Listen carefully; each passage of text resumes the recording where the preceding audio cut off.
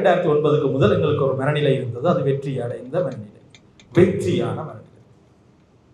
மிகப்பெரிய அடக்குமுறைக்குள் இருந்தாலும் கூட ஒரு வெற்றியான மனநிலையில் இருந்தது. ஆனால் 2009க்கு பிறகு, அதாவது எங்களுடைய போர் ஒரு இனப்படுகொலை ஊடாக முடிவுக்கு வந்த பிறகு 2015ஆம் ஆண்டு வரைக்கும் மீள எழுகின்ற ஒரு மனநிலையிலே இருந்தோம்.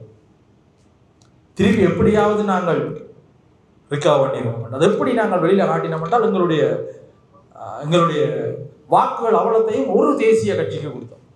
அந்த தேசிய கட்சி, தமிழ் தேசிய கட்சி என்ன சொல்லிச்சு என்றால், ஒரு விடுதலை பற்றி தான் சொல்லிக் கொண்டே இருக்கிறோம்.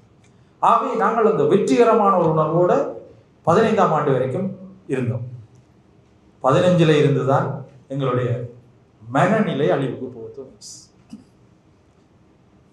அது வரைக்கும் இந்த மனநிலையில மிக உறுதியாக இருந்த இந்த மக்கள், இந்த இனம், அதற்கு பிறகு மெல்ல மெல்ல மெல்ல மெல்ல தங்களுடைய மனநிலை மாற்றத்தை எதிர்கொள்ள தொடங்கினார்கள்.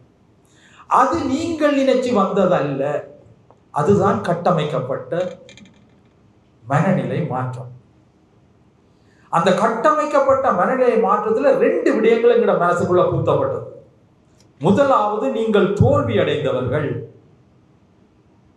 2வது, நீங்கள் ஒருபோதும் சுயநிர்ணய உரிமைக்கு உரியவர்கள் அல்ல. இந்த 2 விஷயங்களும் எங்களுக்குள்ள பூத்தப்பட்டது. இந்த 6ஆம் திருத்தச் சட்டம் நேற்று முந்தினால் வேற இல்லை.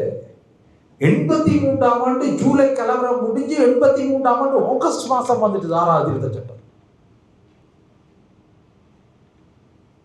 அப்ப 83ஆம் ஆண்டு வந்த அந்த திருத்தச் சட்டம் 2009, 2015 வரை எங்கள் மீது எந்த தாக்கத்தையும் செலுத்த இல்லை என்றால், இப்ப நாங்கள் 6வது திருத்தச் சட்டம் சம்பந்தமாக காய்ச்சி கொண்டிருக்கிறோம் என்றால், அந்த 2015 இருந்து 2026 வரைக்கும் எங்களோட மனநிலை எப்படி மாறி இருக்கின்றால், நாங்கள் சுய நிர்ணய உரிமைக்கு உரிமையுடையவர்கள் அல்ல என்ற மனநிலைக்குள்ள கொண்டு வந்து சேர்க்கப்பட்டிருக்கிறோம்.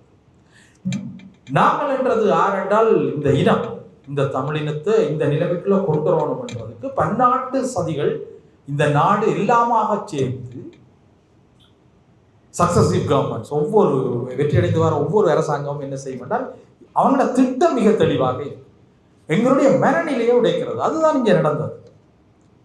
ஆனால் இந்த மனநிலை உடைப்புக்கு யாரெல்லாம் உதவி செய்த வேண்டும் பார்த்தீங்கன்னா, எங்களுடைய தமிழரசு கட்சிகள் முழுக்க உதவி செய்யும்.